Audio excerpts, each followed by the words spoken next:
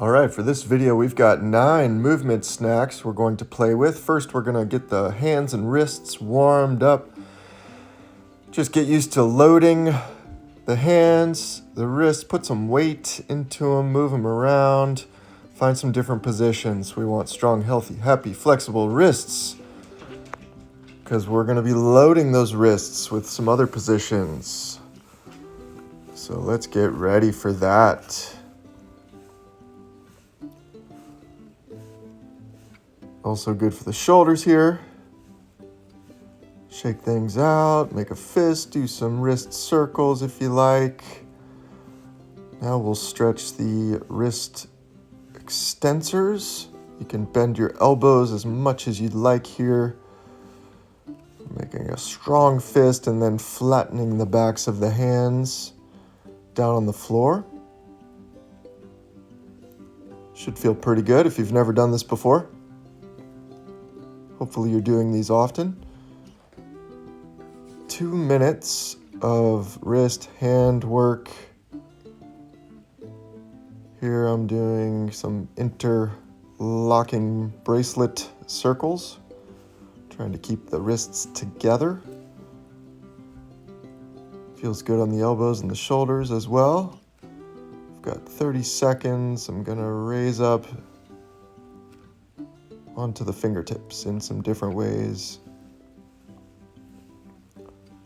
Looks a little silly if you're not used to this, but it feels good and it's going to give you confidence going forward.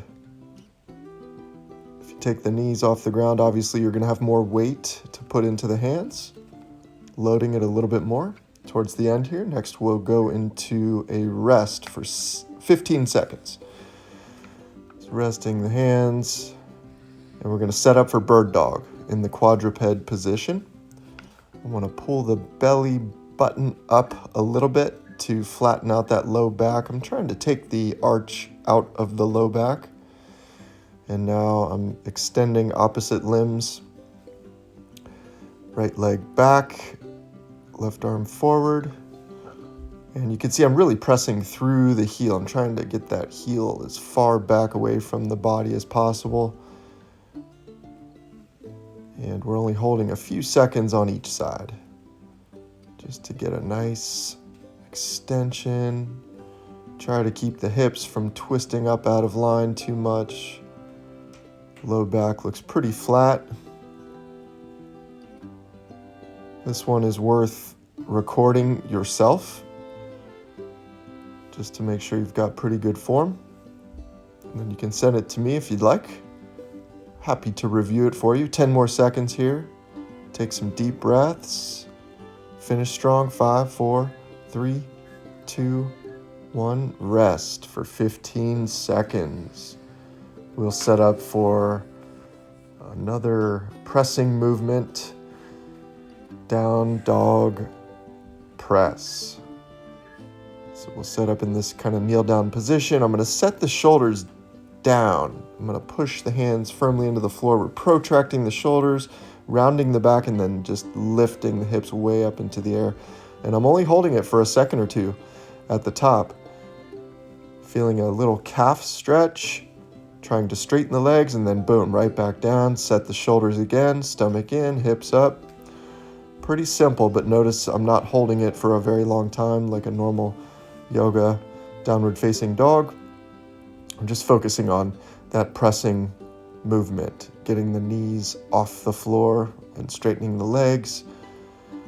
If it feels good to stay up on the toes, do that. If you want to get more of a calf stretch and drive the heels toward the floor, no problem. You've got 13 seconds. Breathe in deep, pull the belly in. Rounded back is fine on the way up, and then I'm flattening at the top. One more. Rest, 15 seconds. Next, we'll go into a cat crawl position, so another quadruped setup. I'm going to get that same good shoulder position, push the floor away, and then just lift the knees a few inches off the floor and slowly crawl. I'm trying to land very softly, small steps. If you have more room than I do, feel free to take bigger steps. The name of the game is control here. Soft landings, no jerky movements, trying to keep knees low to the floor. Don't crane the neck. Keep the chin up away from the chest.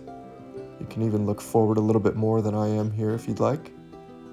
Look forward just in front of the hands where you're aiming for the next step. Coming towards the end here. 10 seconds to go. This is where it gets tough. It's hard to keep those knees from getting up too high. Stay low to the ground. 3, 2, 1, rest and recover. Next is a bear walk. Very similar. We're going to have that contralateral motion, leading forward with the hand and then opposite leg. So now we are keeping the legs straighter, trying to keep the spine in a straighter position. A full minute. Walking forward, then walking back. This is fun. Unless you're wearing a shirt like I am, and then the shirt's gonna fall into your face and then you can't see anything. And then, hey, that's an extra challenge. So what's wrong with that? Right? All right, try to keep the legs straight. Might feel a nice stretch to the hamstrings. Readjust your shirt if you need to. Small steps. Nice to have the head below the heart. This is something we don't do every day, most of us. 12 seconds. Finish strong. Smooth steps. Smooth landing. Smooth takeoff. 3, 2, 1. All right, let's keep the head above the heart for a minute in our horse stance. Stand up. Find a nice wide stance. Point the toes out if you'd like. And sit low. I'm trying to get thighs parallel to the floor. Thigh bones parallel. So hips down, just about the same height as the knees. That could be tough. Pretty easy to hold it for a few seconds, but when you're holding it for 60 seconds, feel free to fidget. Stay low. Ideally, you don't want those knees caving in, and we're trying to keep the spine upright. 20 seconds to go. This is where it gets challenging. Stay with the breath. Stomach in, torso upright. Keep those knees back. You got this. Breathe. 5, 4, 3, 2, 1. Rest. All right, we're going to take it over to the shed for a split squat. You've got options. If you have a step, you can use the step to elevate the front foot. We're going to take a nice long lunge stance. Torso, spine, perpendicular to the floor, and we're slowly coming forward. Back leg can be bent. So that's the elevated version. Now here's the just flat on the floor version. Trying to keep my spine straight, drive the knee in front of the toes a little bit, get thigh to calf. Very simple. So in 60 seconds, you might only get 2 or 3 reps on each side. Feel free to pause the video and do a few more of these if you'd like. This should feel really good on the knee. If you have any pain at all, you went too fast or you went too far. Back off a little bit. Might challenge the dorsiflexion of your ankle. Okay, after you've done about a minute or 2 of the split squat, now we're just going to go into a nice low squat. As low as you can. For a minute. No problem. This is a restful position. This is like dessert. Feet are flat. We're sitting in that low position. You can stretch and reach your arms up to the ceiling. You can use your elbows to push the knees out. Everything's fair game here. Whatever feels good for you. Get some rotation through the spine if you'd like. I could stay here for an hour, no problem. This is super restful. Next to Savasana, probably the most restful position for me. If you want to elevate your heels on a couple of books, no problem. Do what you need to do to find some relaxation in this position. 3, 2, 1. Come on up, rest for 15 seconds. Next, we're going to be balancing on one leg. This is the final movement snack. We're balancing on the forefoot. So you want your heel up off the floor just a tiny bit. And then we're bringing the other leg up. We're going to balance on one leg. If you focus one point on the floor, it will help with your balance. 30 seconds each side. You can do this. You got this. Use your arms to help you balance. Try to keep that heel up just a little bit. Heel up ½ inch to maybe 2 inches off the ground.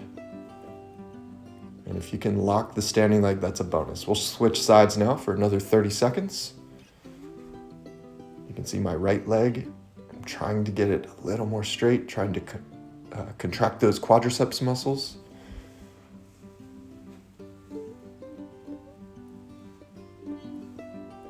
Lots of concentration here. This is like a little mini meditation. Trying to focus, keep the heel up, and maintain great balance. And that's it. You did it. Give yourself a big hug. Go wash dishes, do laundry, go fly a kite. Have some fun.